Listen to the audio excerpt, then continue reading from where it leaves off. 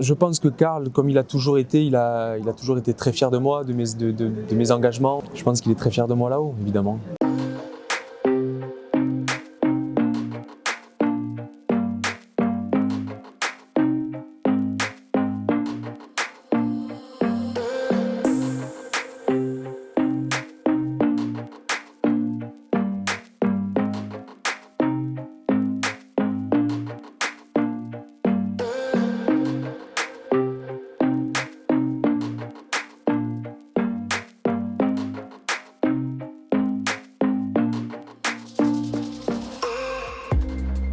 J'ai perdu une personne très chère cette année, en 2019, qui est Karl Lagerfeld, et qui nous a quittés malheureusement d'un cancer de la prostate.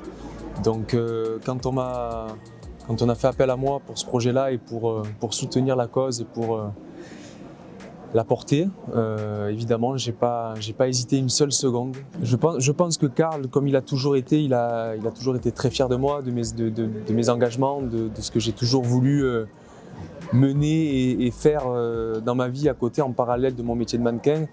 Et aujourd'hui, de me voir défendre une cause noble, comme lui a pu le faire sur d'autres associations, etc., parce qu'il était très généreux et il soutenait beaucoup ça. Je pense qu'il est très fier de moi là-haut, évidemment.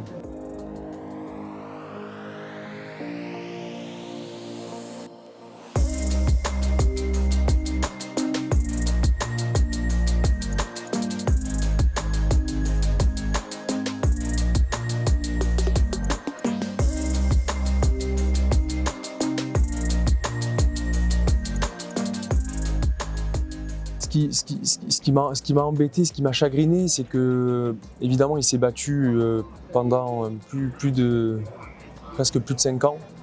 Et il s'est battu comme un guerrier et je sais qu'aujourd'hui le cancer de la prostate, ça se soigne très très bien. Quand c'est décelé, quand c'est pris à temps, ça s'enlève aussi la prostate et on peut vivre sans. Donc je connais plein de personnes qui ont pu le déceler avant et qui vivent très très très bien aujourd'hui. Et j'aurais tant aimé que ça puisse être le cas pour Karl. Voilà, et à partir d'un certain âge, on n'opère plus parce que c'est délicat. Donc si on l'avait su avant, on aurait pu faire autrement et prendre d'autres dispositions. Mais c'est comme ça, c'est la vie, on ne peut pas revenir en arrière.